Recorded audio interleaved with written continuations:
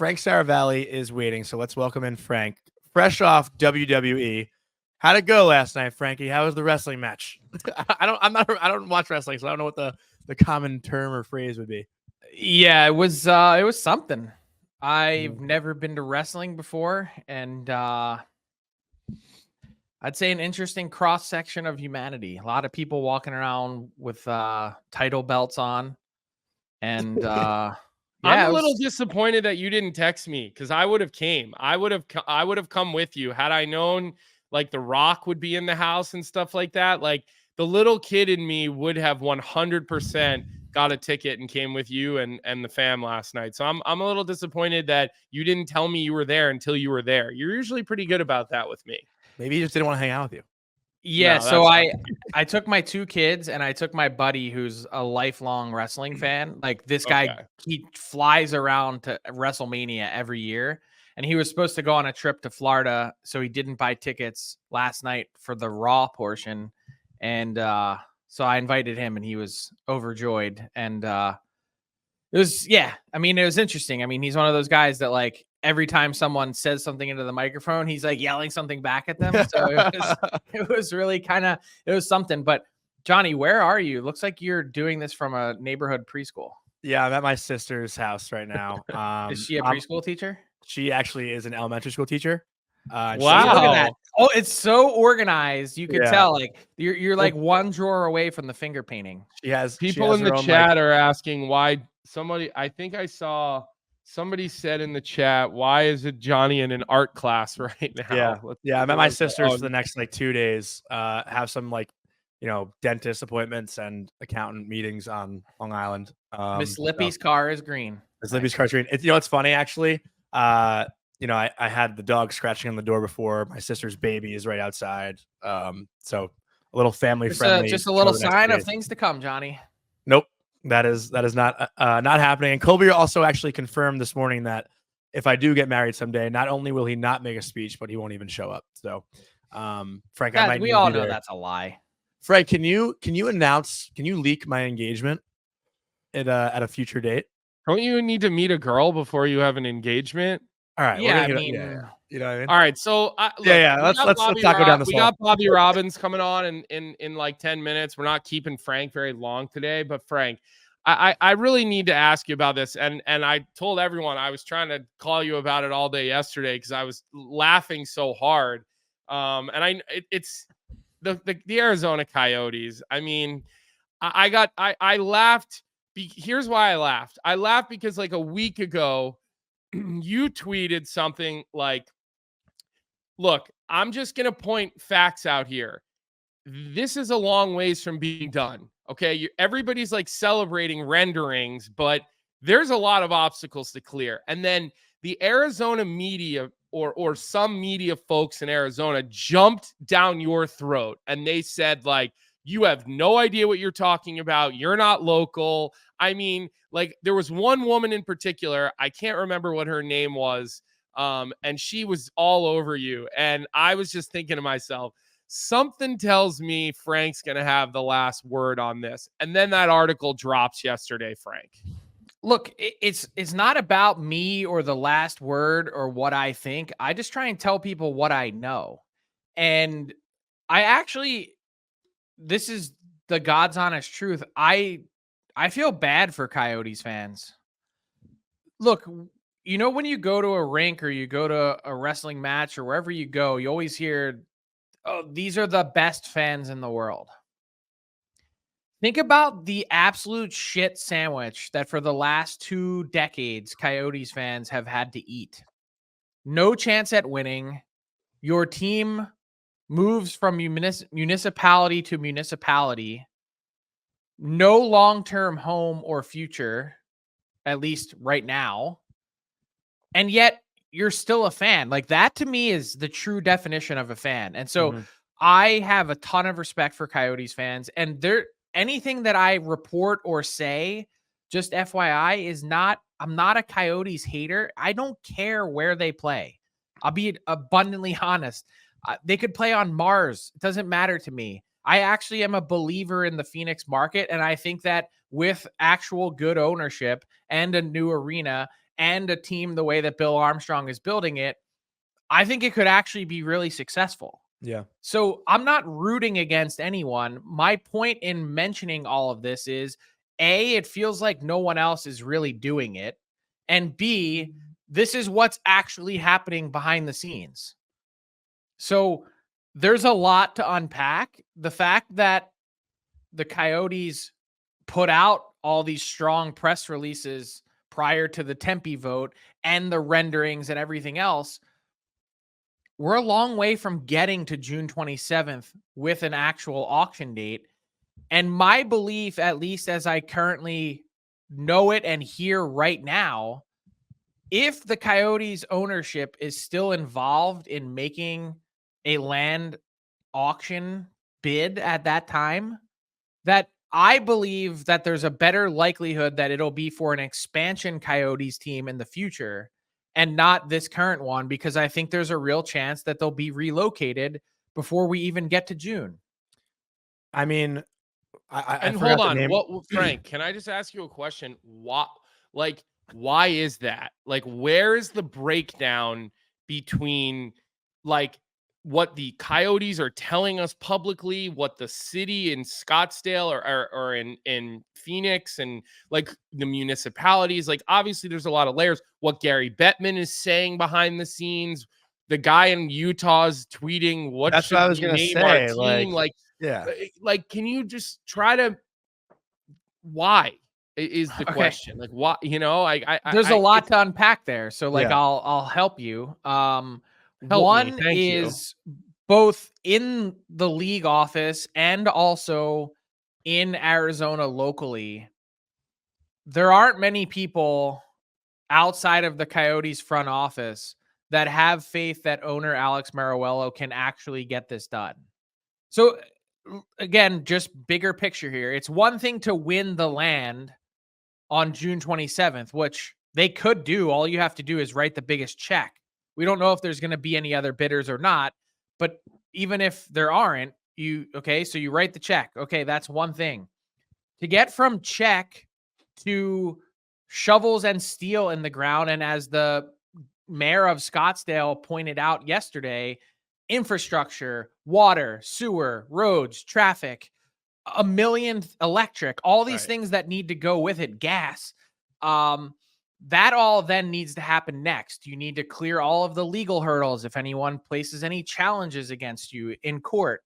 So in a best case scenario, what we're looking at, if everything goes perfectly, is that shovels will be in the ground at some point in 2025.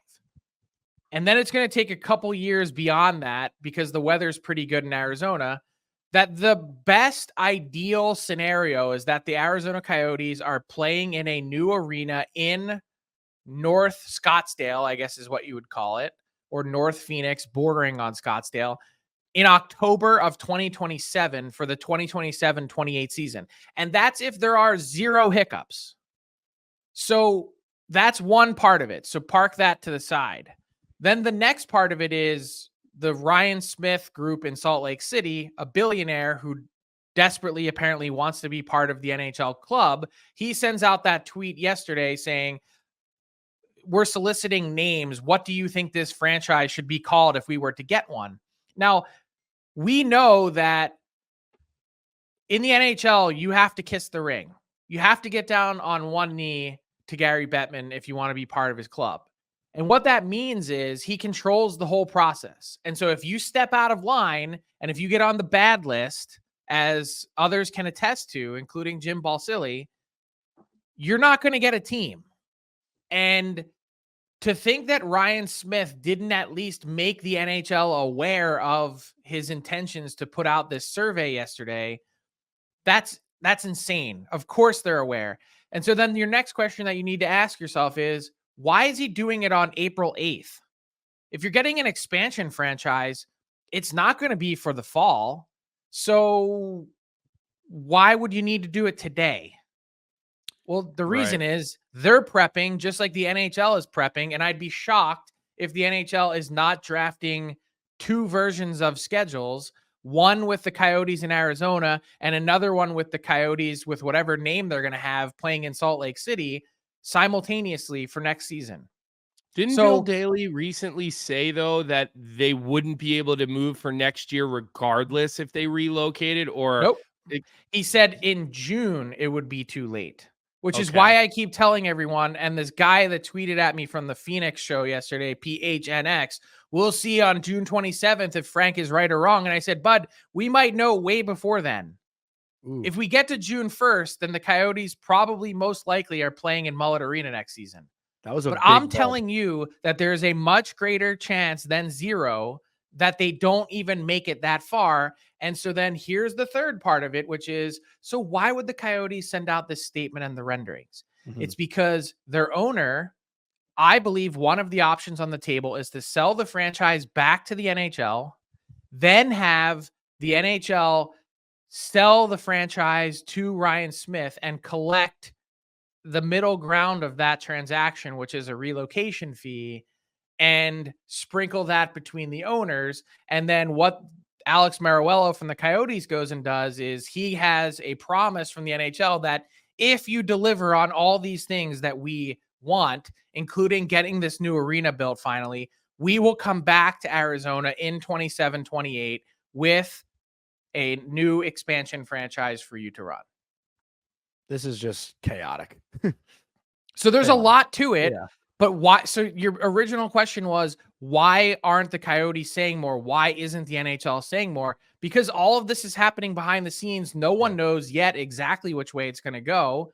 I think a lot of people have plans on how they'd like it to happen, but it's still too early to say. And so no one's saying anything publicly except for me telling you what's happening behind the scenes. So this is quote unquote Frank the Coyote hater just telling you what's really happening.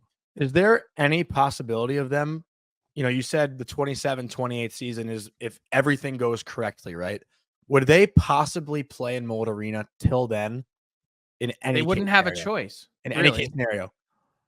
I That could happen. Yeah, it could happen. They originally contemplated a 3-year lease at Mullet Arena with 2 additional 1-year options for a total of 5 years. So that lines up. It's possible for sure. Mhm. I think a big question from a business case, and Colby, you've got other businesses, like you'd understand this. You have 4,600 seat arena right now and a small season ticket base of 3,500.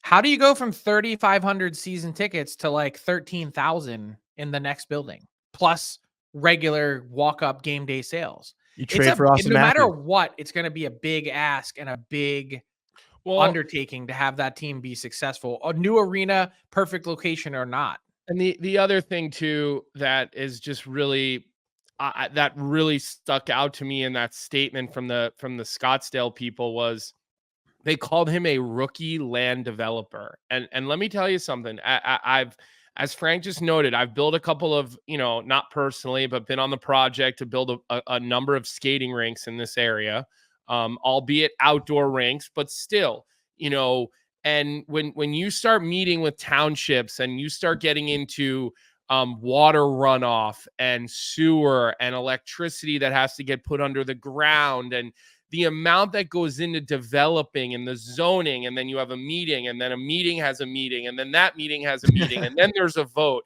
It's insane.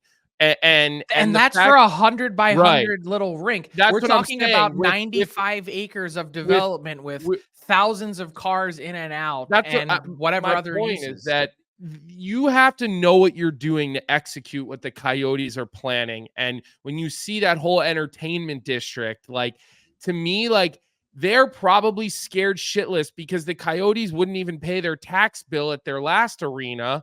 And now they have these people that want to become land mavens and put an entire district together. I think the towns are probably worried about the finances. They're probably worried the money will run out. They're probably worried the bills won't get paid. Like, all fair questions. The history has said such. Yeah. And look, I'm the hater though. You're the hater. I mean, just because we tell you what reality is, we're the haters. Yeah, I mean, I'm just saying it like it is. I love Scottsdale and Tempe. They're great places. They're so much fun. There's good weather. There's nice hiking, on Camelback. I'm Go with take a you, hike. Frank.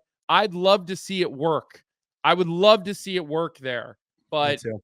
it's proven inept until now. It's proven to Which be is- inept. Which is why I took you back to the first point that I made before anything else happened, which is both the NHL and a lot of people on the ground in Arizona don't have a lot of faith that Alex Maruella can pull this off. It's great to have plans. It's another thing to actually go and execute. Yeah. I mean, I think, from someone who doesn't know so much about the situation, but as a hockey fan, I think everyone just wants to see this get done, have an answer, whether they're staying or whether they're leaving. I think this conversation has just been dragged on for so long. And at some point, when do we just cut the cord and say this has gone on far too long? Like, Well, it's embarrassing. I think that's another really fair point to make, is I think the overall health of the franchise has really suffered because it's a toxic brand. Regardless of whatever you say, there's a reason why Ryan Smith is putting out a survey for a new name. Guess what? The Utah already got a team in the Utah Jazz that took a franchise name from New Orleans where it made sense and just kept the name. There's no chance you could do that here because they're a laughing stock. Yeah. And it's through 2 decades of mismanagement, poor ownership, bankruptcy receivership, losing. I mean, there's all sorts of things that are attached to it that the Coyotes aren't a viable brand name-wise, I don't think, I agree. in Arizona. I totally agree. I All right. agree. Well, look, Yeah. Frank, Frank. this was honestly like this lined up so perfectly because I really, it's great to have you break it down. We're going to have to clip some of that and get it on social media later just so people can hear a good explanation. But thanks for coming on today, Frank. It was a short one. I'll be with you all next week on your show. I don't know if word has made it to you yet, so we'll be all partnered up next week. But Thanks for that. thanks for coming. Thanks for coming on today, Frank. Johnny, enjoy your finger painting. Thanks. What's up, hockey fans? If you enjoyed that video, then you need to be hitting the subscribe button right here at Daily Faceoff. Exclusive interviews and analysis from our hockey insider Frank Seravalli, fantasy updates from Brock Sagan, and a daily live show at noon Eastern Monday through Friday. You don't want to miss any of the fantastic content, so hit that subscribe button.